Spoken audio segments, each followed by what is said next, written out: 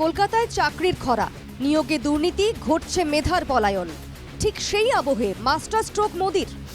বাইডেনের সঙ্গে আলোচনায় কলকাতায় বিনিয়োগ প্রস্তাব।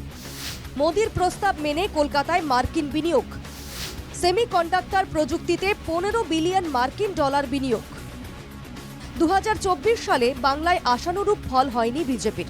বছর দুয়েক পর রাজ্যে বিধানসভা নির্বাচন। এখন থেকেই ভোটের পাশা সাজাচ্ছে বিজেপি। সেমিকন্ডাক্টর কারখানার হাত ধরে কলকাতায় কর্মসংস্থানে জোয়ার আসবে আশাবাদী তথ্য প্রযুক্তি বিশেষজ্ঞরা। শুধু তাই নয়, কলকাতা হয়ে উঠবে সেমিকন্ডাক্টর সেক্টরের গ্লোবাল হাব। কিন্তু কেন এই সেমিকন্ডাক্টর কারখানা নিয়ে এত স্বপ্ন তৈরি হচ্ছে? কি এই সেমিকন্ডাক্টর কারখানা? সেমিকন্ডাক্টর এমন এক বস্তু যা নির্দিষ্ট পরিস্থিতিতে তড়িৎবাহী। বিভিন্ন বৈদ্যুতিন যন্ত্রপাতিতে সেমিকন্ডাক্টর ব্যবহার করা হয়। মোবাইল, ক্যামেরা, ল্যাপটপ, টিভিতে থাকা মাইক্রোচিপে অত্যাবশ্যকীয় উপাদান। প্রযুক্তির সঙ্গে তাল মিলিয়ে সেমিকন্ডাক্টরের গুরুত্ব বৃদ্ধি পাচ্ছে। দূষণমুক্ত পরিবেশ গড়ার লক্ষ্যেও এই প্রযুক্তির বিরাট চাহিদা। এই প্রকল্পের মূল উদ্দেশ্য ইনফ্রারেড গ্যালিয়াম নাইট্রাইড ও সিলিকন কার্বাইড সেমিকন্ডাক্টর তৈরি করা। নিউ ইয়র্ক বেসড গ্লোবাল ফাউন্ডারিজই কলকাতায় কারখানা তৈরি করবে, যার পোশাকি নাম হবে জিএফ কলকাতা পাওয়ার সেন্টার। এই খবর রবিবার দুপুরে প্রথম ব্রেক করে এনকেটিভি বাংলা। সোমবার দুপুরে রাজ্যের মুখ্যমন্ত্রী মমতা বন্দ্যোপাধ্যায় টুইট করে লিখেছেন, আমেরিকায় দাঁড়িয়ে সে দেশের প্রেসিডেন্টের সঙ্গে মিলে প্রধানমন্ত্রী মোদি কলকাতায় ঐতিহাসিক আন্তর্জাতিক বিনিয়োগ ঘোষণা করেছেন। এই আন্তর্জাতিক বিনিয়োগের সিদ্ধান্তের আবহে আমাদের পশ্চিমবঙ্গ সরকারের সমস্ত অবদান আপনাদের সাথে ভাগ করতে পেরে আমি সৌভাগ্যবান। সেমিকন্ডাক্টর সেক্টরে আমাদের রাজ্যে একটি বড় আমেরিকান বিনিয়োগ আসতে চলেছে।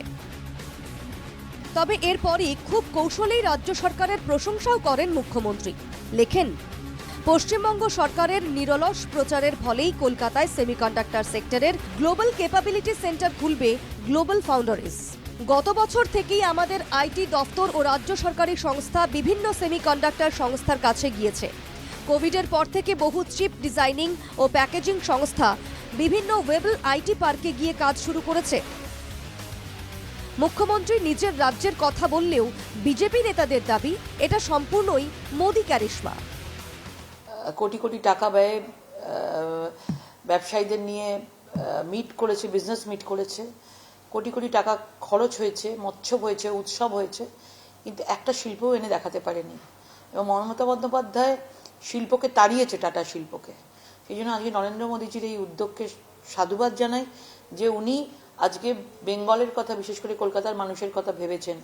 যেভাবে পশ্চিমবাংলা এই সরকারের আমলে, টিএমসি সরকারের আমলে প্রতারিত হয়েছে পশ্চিমবাংলার মানুষরা, নরেন্দ্র মোদী সেটা বুঝতে পেরেছেন। মমতার আন্দোলনের জেরে বাম আমলের সিঙ্গুর থেকে টাটারা চলে যাবার পর থেকে রাজ্যে আর কোনো বড় শিল্প আসেনি। মার্কিন বিনিয়োগ তো দূরস্থ।